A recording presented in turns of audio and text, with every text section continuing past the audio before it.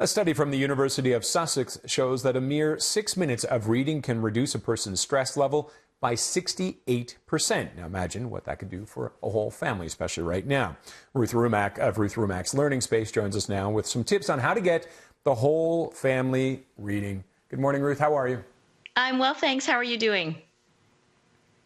Considering the circumstances, everything is pretty good, right? It's an interesting time. It's an interesting challenge for everyone, but for the most part, good.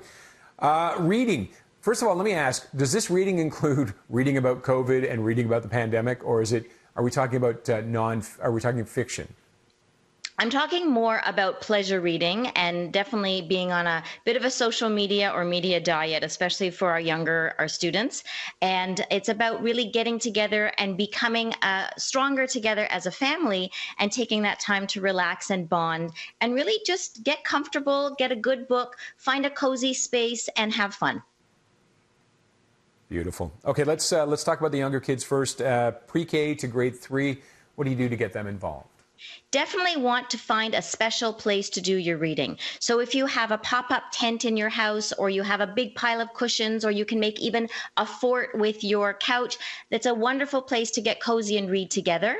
I would also say, take turns reading, because when a child is younger, sometimes they're not ready to read yet, especially if they're, younger than grade 2 or grade 3.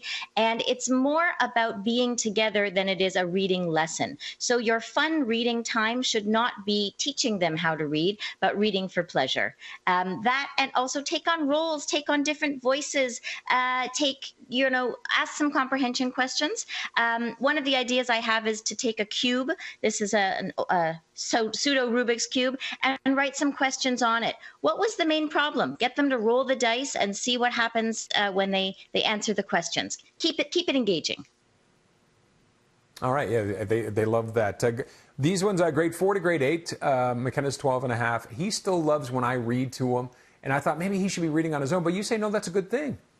I love reading to my kids, and we love reading together. So I think any time to be active and listening to the story at the same time, the ability to listen and listening comprehension is a very important skill as well. So you can, once you've read a book together, even though that person hasn't done the reading, you can certainly record a review of your book, send it to family and friends. You could create a commercial for your book. Do some activities that will really engage in the activities and the characters. You could even dress up as a favorite character and have a dance party. Anything that gets the kids involved in thinking thoroughly about the story and perhaps at a deeper level. And teenagers now, grades 9 to 12, do they even want you anywhere near them to read together? How do you do that?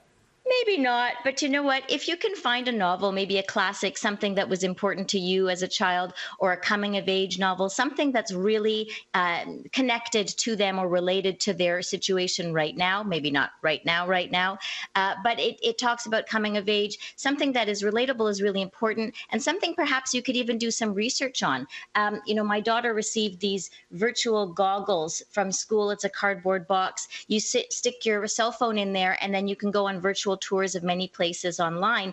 You could do a whole sort of cultural exploration or geographical exploration. You don't even have to leave your house, and you can have a great discussion and think about dreaming about where you're going to go next in the world. Yeah, technology is really quite incredible for some of those things, and it's a positive at that point. I think it is, especially if it's about discussion and you have a chance to have more insight into your child or your teen's views, maybe the issues that they're facing, questions that they might have. It's a really great conversation starter. And I think anytime that we have an opportunity to have conversations with our teens is an important opportunity to take. And also you have a parent support webinar coming up. We do. Thank you. We have on Tuesday evenings, I make myself available.